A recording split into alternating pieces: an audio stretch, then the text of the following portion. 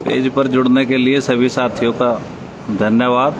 आज हमें गाजीपुर बॉर्डर पर और गाजीपुर बॉर्डर पर बंगाल चुनाव के बाद उत्तर प्रदेश में जो पंचायत चुनाव हुए हैं और पंचायत चुनाव में जो किसान आंदोलन का स्पष्ट असर देखने को मिला है, उस पर राकेश टिकैत जी की प्रतिक्रिया जानना बहुत ही आवश्यक है। आज आपको अवगत कराते हैं राकेश टिकैत जी से। और जो बंगाल में जिस तरह से बहुमत मिला है ममता बनर्जी को, और उसके बाद दूसरा जो झटका उत्तर प्रदेश के पंचायत चुनाव में लगा है, भारतीय जनता पार्टी अगर दलीय स्थिति में देखे तो खिसक कर दूसरे नंबर पर आई है सत्ता में रहते हुए भी। इन पर राकेश टिकैत जी हमारे साथ हैं। अब हम राकेश टिकैत जी से जानते हैं कि क्या कहना चाहेंगे। जी टिकैत साहब, जो बंगाल में जो हुआ वो पूरे देश की एक नाराजगी थी। वो किसानों की नाराजगी थी, देश के नौजवान की नाराजगी थी, जो देश का दलित है, देश का आम वर्ग है, देश का किसान है, ये पूर्ण रूप से उसकी नाराजगी थी। और जो संयुक्त मोर्चे के लोग वहाँ पे गांव-गांव गए और उन्होंने वहाँ पे मेहनत करी तो उसका रंग वो दिखा। वहाँ पे बीजेपी को हार हुई और वहाँ पे जो ममता बनर्जी है उसकी वहाँ पे जीत हुई। तो ये एक किस्म से संयुक्त मोर्चे की, किसान की और देश की आम जनता की जीत वहाँ पे है।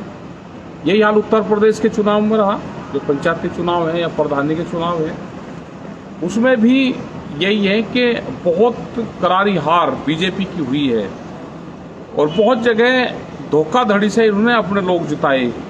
पूरा पुलिस प्रशासन का पूरा मिसयूज करा गया, लोगों को जबरदस्ती हराया गया। जो जीते हुए कैंडिडेट थे उनको हराने का काम करा गया। उसके बावजूद भी बहुत बुरी हालात है। आज अब ये जिला पंचायत के जो अध्यक्ष बनेंगे, इसमें पूरे विपक्ष को एक होना चाहिए। विपक्ष एक होगा तो इनको आप मात दे सकते हो।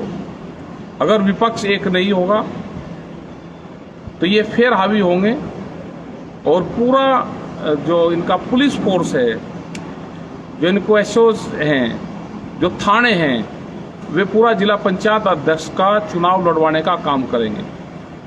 तो लोगों को डरने की, घबराने की जरूरत नहीं है। सब लोग इकट्ठे होकर इनका मुकाबला अगर करोगे तो आप जिंदा रहोगे, नहीं तो ये जिला पंचायत अध्यक्ष अपने बनाएंगे। और कम वोट इनकी है उसके बावजूद भी ये बनावेंगे, क्योंकि पुलिस फोर्स इनके हाथ में है, तो इनका मुकाबला करना पड़ेगा। यहाँ पे धरना जो गाजीपुर पे है या पूरा दिल्ली के चारों तरफ है, ये धरने चले हुए हैं। और धरने ये जब तक चलेंगे जब तक भारत सरकार बातचीत नहीं करेगी, मसलों का समाधान नहीं करेगी, ये धरने हटेंगे नहीं यहाँ से। जिस तरह से बंगाल के बाद उत्तर प्रदेश में आप लोगों के स्पष्ट अपील भी नहीं थी, बस ये था कि भाई भारतीय जनता पार्टी को वोट ना दें, क्योंकि इसमें बहुत सारे लोग लड़ते हैं, संगठन के एक जगह से 4-4 लोग लड़ते हैं। उसके बावजूद भी ये किसान और मजदूरों ने ये दिखाया है कि भारतीय जनता पार्टी के खिलाफ वोट किया है। तो ये जो नाराजगी है धरातल पे, क्या सरकार इससे घबरा कर अब किसानों की मांगों को पूरा करने के लिए कोई कार्य करेगी, ऐसी कोई उम्मीद है? अब उम्मीद है कि सरकार अब बातचीत जरूर करेगी सरकार। और अगर सरकार बातचीत अब भी नहीं करेगी तो ये आंदोलन तो खत्म नहीं होते, आंदोलन तो चलते रहेंगे। क्योंकि देश की आज़ादी की जो लड़ाई थी उसके आंदोलन 90 वर्ष चले, तो किसान तो वापसी नहीं जाएगा, किसान तो लड़ाई लड़ेगा। और पूरे देश के हालात बहुत खराब है, पूरा देश को आधा देश इन्होंने बेच लिया।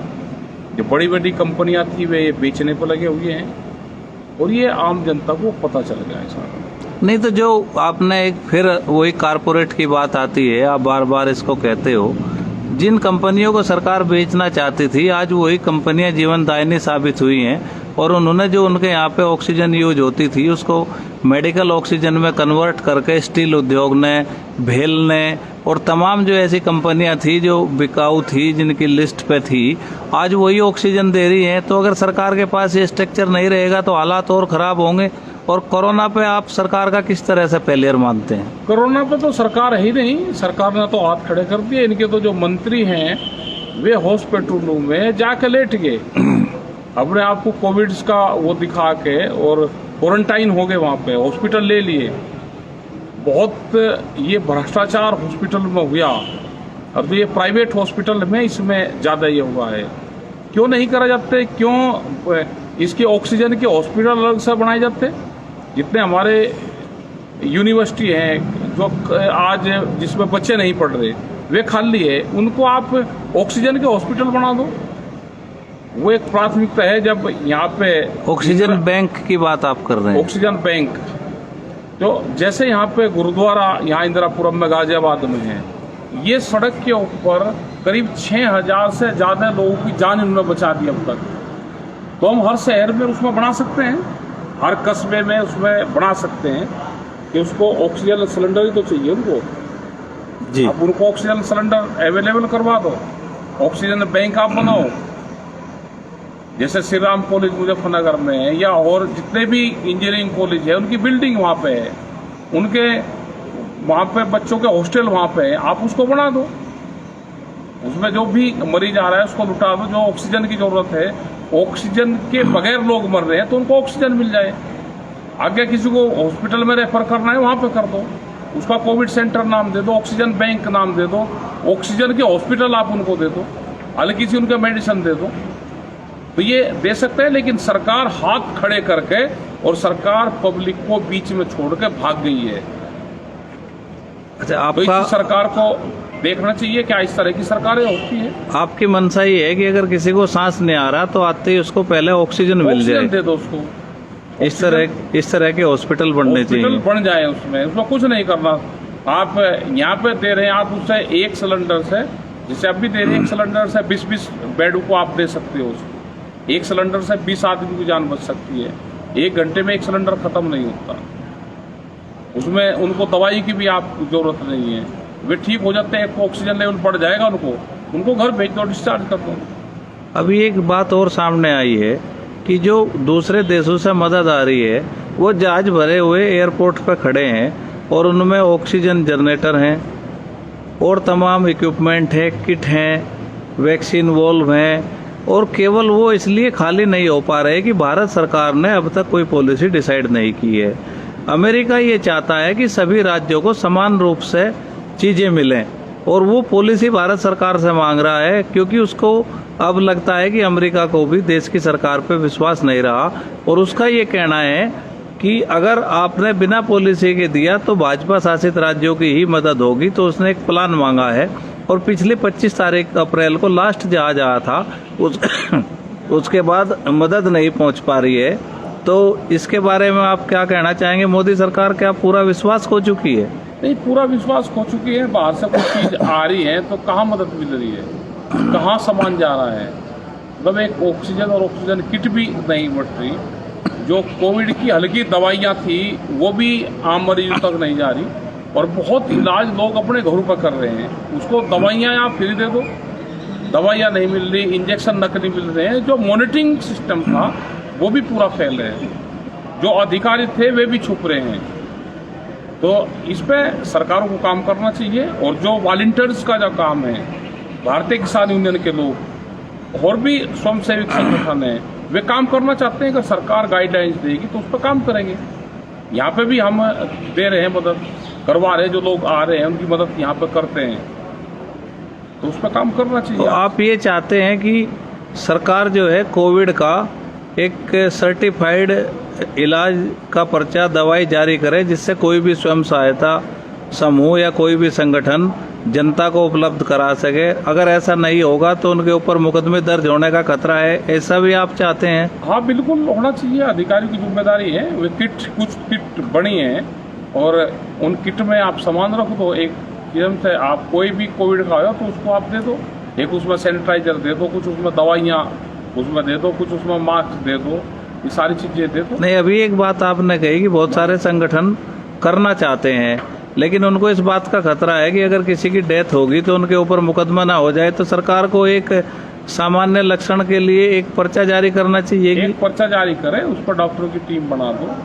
कोई मुकदमे नहीं कर रहा। आप अगर देखोगे और डॉक्टर अगर ठीक काम करें तो कोई वो नहीं कर रहा। एक बीमारी है, इस बीमारी से सब लोग उसमें मदद करेंगे। सब लोग, आज भी तो लोग मर रहे हैं।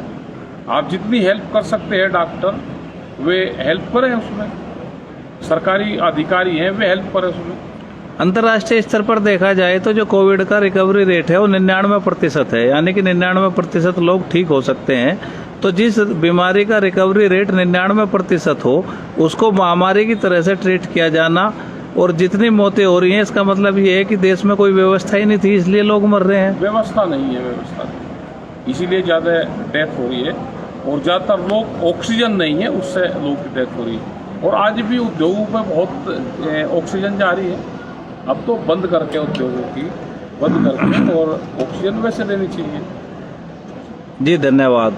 हमारे साथ थे राकेश टिकेत जी, और आज कोरोना, बंगाल और उत्तर प्रदेश के पंचायत चुनाव पर जो बेबाकी से बात रखी है, आपसे आग्रह है कि इसको आगे तक पहुंचाएं, और जो देश में एक संकट है उस संकट में आप सब लोग जो है साथ दें। और आप भारतीय किसान यूनियन के लोगों से क्या अपील करते हैं जी?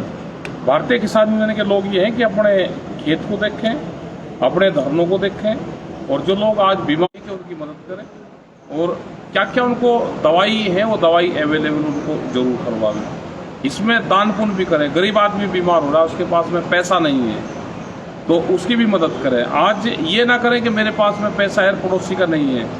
आज ये समझेगा अगर पड़ोसी बीमार है तो कल मैं भी होऊंगा, तो पड़ोसी का ठीक होना जरूरी है। अगर पड़ोसी बीमार होगा तो वो बीमारी मेरे घर पे भी आएगी। तो हम पड़ोसी को ठीक करें, अपने पैसे से ठीक करें, उसकी मदद करें हर संभव। और ये नहीं होगा तो आने वाले टाइम पे ये बीमारी ज़्यादा फैलेगी और इससे ज़्यादा लोगों की डेथ होगी। धन्यवाद।